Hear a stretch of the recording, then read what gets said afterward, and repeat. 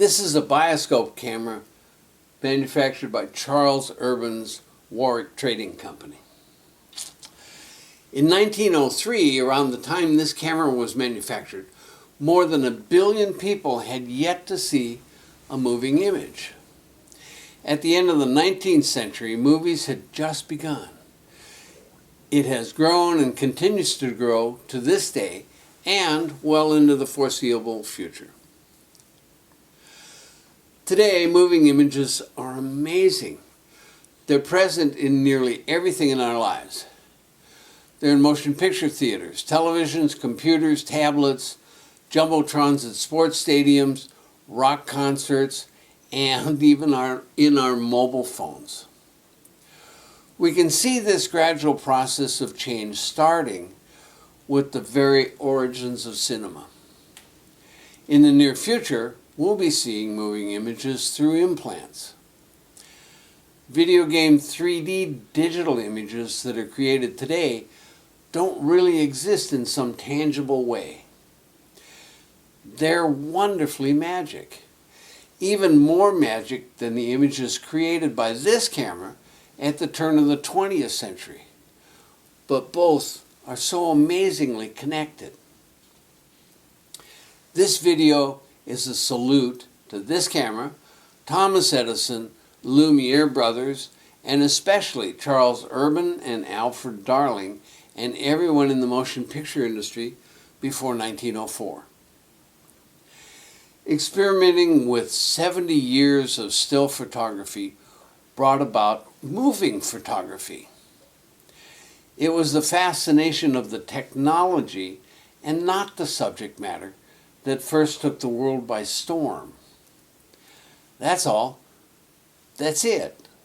The absolute birth of the movie started with just cameras. There were no movie scripts, no movie stages, no movie studios, no movie executives, no movie stars, directors, editors, grips, gaffers, no agents. In reality, no movie business at all. But there were cameras. Movie cameras. Wonderful things that actually made living pictures. This is one of those cameras. Its birth is around 6 or 7 years after the first movie screening on December 28th of 1895. This camera was there at nearly the very beginning. It's from the ragged edge of the beginning of movies, and I'm thrilled to be its custodian. This camera is worthy of being on permanent display in any museum in the world. Now, the American Charles Urban started in the movie business with a Nickelodeon parlor in Detroit in 1894. He first introduced his Bioscope projector in 1897. And he went on to become general manager of the movie-making Warwick Trading Company in London in 1898. The Warwick Trading Company already had an extensive movie catalog by 1899 and stated all their film subjects were shot with their Bioscope camera. Largely forgotten, Charles Urban is one of the most significant and prolific motion picture Genesis generation people. Charles Urban was the producer of millions of feet of film in his career. It was some of the most spectacular film of his time. It was Charles Urban that convinced the Lumiere brothers to convert to using Edison film perforations in their cameras. He could see the future more than almost any one of his contemporaries.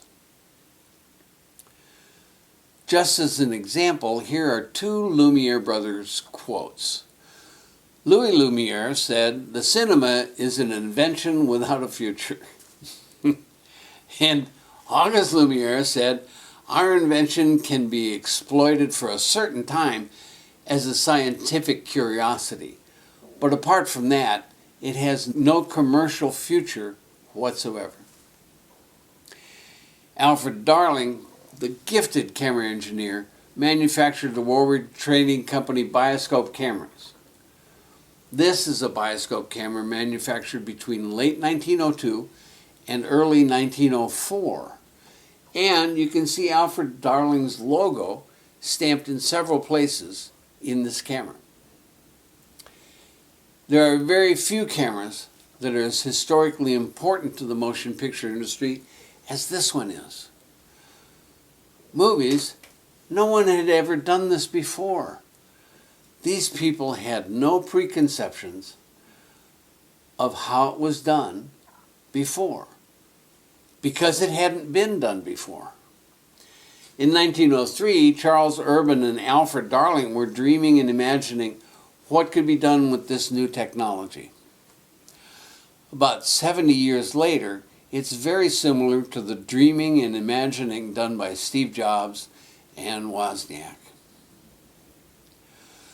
The Warwick Trading Company and Charles Irwin made their first Bioscope cameras in 1899. From 1902 to 1904, they sold this better engineered Alfred Darling camera at their Warwick Court address. Almost all movies were about 90 feet in length, and an exhibitor just purchased the movies outright instead of renting them.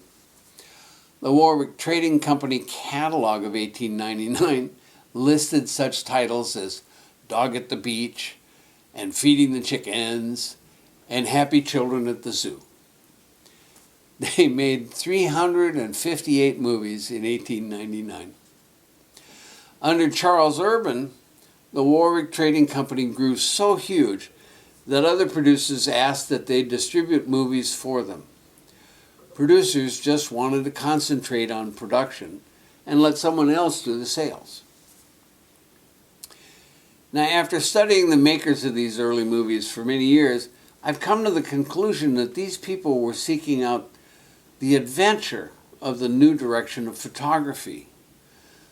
They were simply trying to work out what in the world to do with it. Without really knowing it, they took the 70-year-old process of photography and turned it into the 20th century's crowning glory of storytelling. At no prior time in 100,000 years of human history have storytellers been able to entertain and enthrall billions of people with moving images.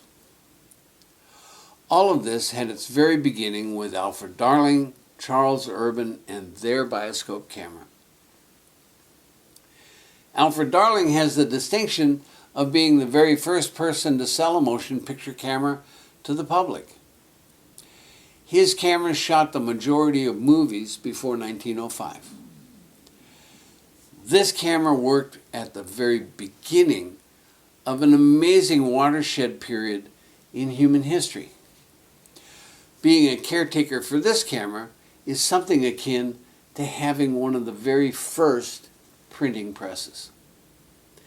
As we get deeper and deeper into the digital age, movie cameras from the turn of last century become more and more valuable and more scarce.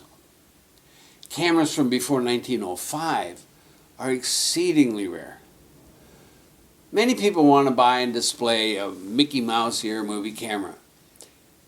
It's about the look, but having an exceptionally rare camera that was made years before the first Mickey Mouse ear camera would actually be a much better prize to have.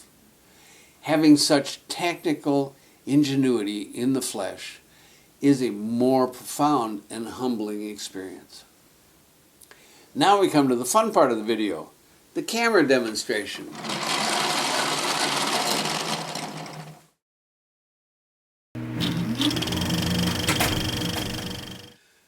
This Bioscope camera had a long career. It worked long enough for them to upgrade to a little bit more modern lens. And it's what we would call a super speed lens. This is an f1.9. And this is what the inside of the camera looks like. And this is what it looks like when it's running.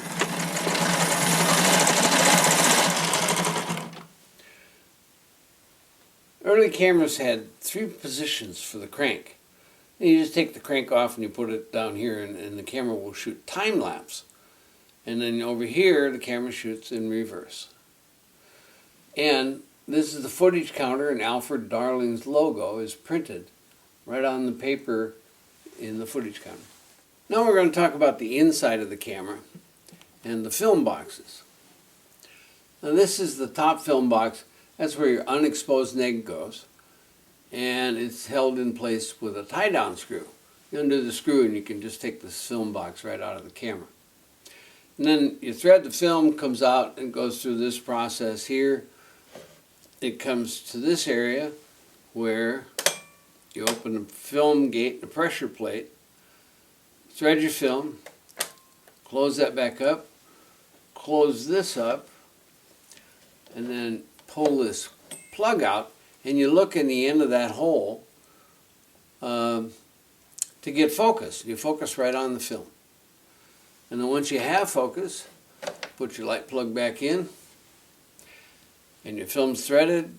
That's the bottom tie-down screw for the bottom fill box. And this is what it looks like when it's running.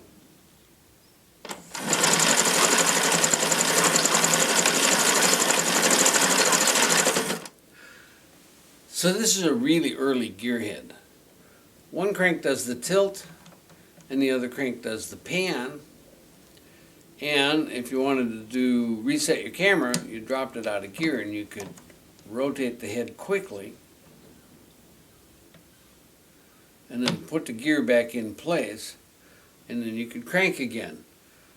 One of the tricks was that the cameraman was cranking the camera, so unless you had a three-armed cameraman, somebody else had to do the panning and tilting for him. Please feel free to contact me with any questions about this camera or any other camera through my website, samdodge.com.